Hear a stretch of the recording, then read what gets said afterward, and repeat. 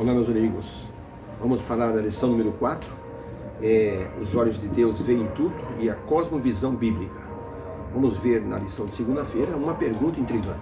Temos visto desde sábado que essa questão de cosmovisão significa a forma como nós olhamos o mundo, como olhamos a criação, como vemos o próprio Deus. E o filtro para isso é o que nós temos de conhecimento dentro de nós. Se o nosso conhecimento for bíblico, a cosmovisão será bíblica. Se o nosso conhecimento for filosófico, a cosmovisão será filosófica e até ateísta. Houve um célebre filósofo alemão, nasceu no dia 1º de julho de 1646. O nome dele era Leibniz. Esse jovem alemão se tornou depois um matemático físico e depois um filósofo científico. Leibniz foi filho de um professor de filosofia, mas tornou-se órfão de pai aos 6 anos de idade, o que ajudou ele a ser um autodidata, ou seja, aprender sozinho. Anos mais tarde, esse rapaz, Leibniz, ingressou na Universidade de Nuremberg, uma das mais importantes da Alemanha, onde obteve o seu doutorado de Direito. Leibniz contribuiu muito para a matemática, para a física, principalmente para a tecnologia da programação moderna dos computadores. Eu fui programador de computadores muitos anos. E agora soube que Leibniz colaborou para a programação dos computadores, ele sendo um matemático.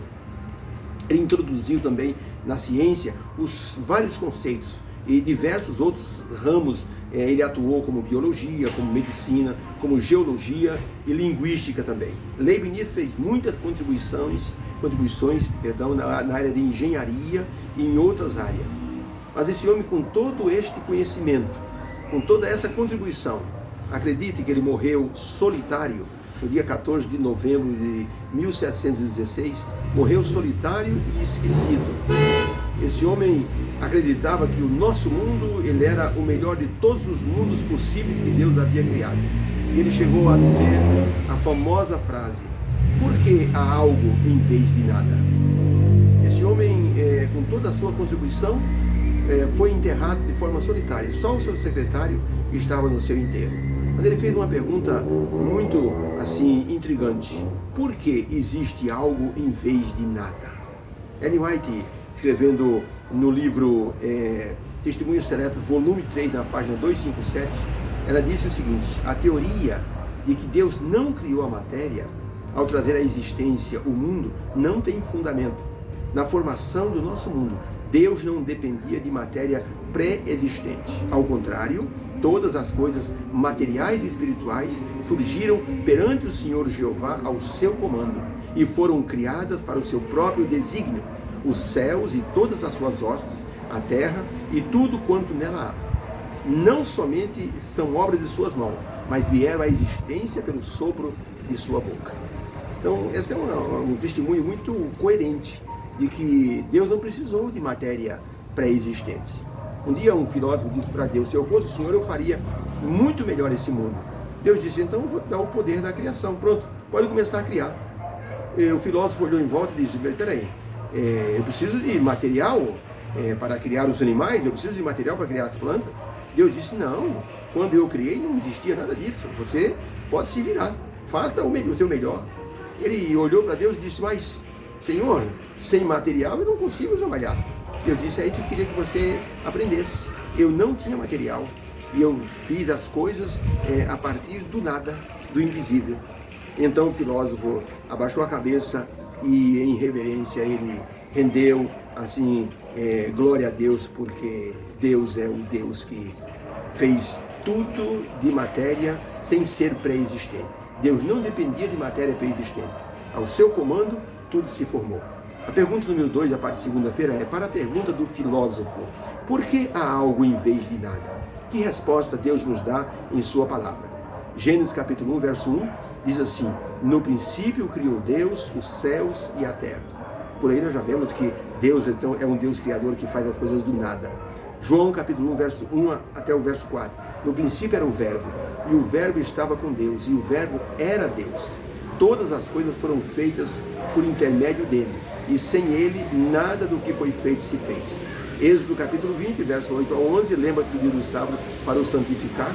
6 dias trabalharás e farás todo o teu trabalho, mas o 7º dia é o sábado do Senhor teu Deus. porque em 6 dias fez o Senhor os céus e a terra e o mar e tudo que neles há.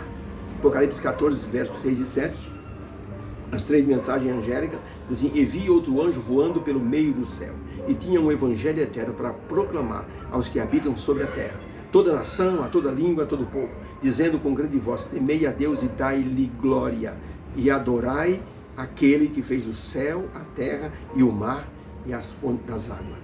Ainda Jó capítulo 12, versos 7 a 10, diz assim: mas pergunta agora às alimárias do campo e elas te ensinarão, pergunta às aves do céu e elas te farão saber, ou fala com a terra e ela te ensinará, até os peixes do mar vão declarar para você. Qual dentre todas essas coisas não sabe que a mão do Senhor fez tudo isso? Na sua mão está a vida de todo ser vivente e o espírito de todo gênero humano. Declaração que está no livro de Jó. Fala então para a pergunta, o que é a expressão? Por que há algo em vez de nada? Como ela demonstra o poder criador de Deus? A palavra de Deus, a resposta é: a palavra de Deus fala da criação e responde às perguntas filosóficas sobre a existência das coisas, pois mostra a presença do Deus Criador que fez o visível aparecer do invisível. Mostra Jesus atuando na criação e depois na redenção. Alguém disse o seguinte: quando olhamos para a criação, nós vemos a mão de Deus. Quando olhamos para a redenção na cruz do Calvário, nós vemos o coração de Deus. A doutrina da criação é a base da nossa fé e da nossa educação cristã. Por isso, a educação cristã ela é tão necessária hoje em dia, porque através dela nós conseguimos ter uma visão ampla da presença divina neste mundo, ajudando e cuidando de todos através da criação e da redenção. Deus não é um Deus que se isolou num canto do universo depois de fazer o mundo. Nenhuma teoria evolucionista mostra a solução para o sofrimento humano. E não tem como fazer, pois a teoria da evolução fala do acaso, fala da roda da vida girando sem controle e sem objetivos definidos. A educação cristã nos mostra de onde viemos e o que estamos fazendo e para onde estamos indo através da doutrina da criação. Mostra que nós viemos das mãos de Deus, estamos nesse mundo para glorificar o seu nome, nos preparar para a segunda vinda, e mostra que um novo céu e uma nova terra, recriados por Deus, aguardam os salvos.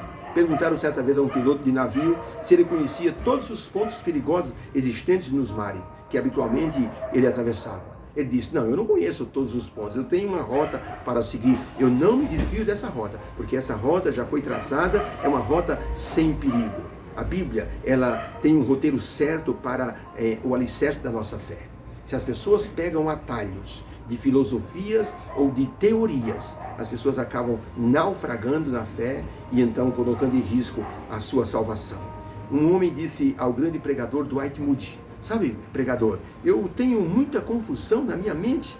Eu leio a Bíblia, primeiro as cenas da criação, e eu fico preocupado de onde Deus tirou tudo aquilo que Ele fez. Ou seja, existia ou não existia? A semana da criação foi uma semana literal ou foram milhões de anos? Cada dia representava 1 milhão de anos ou coisa parecida. Eu fico confuso, eu não sei o que pensar.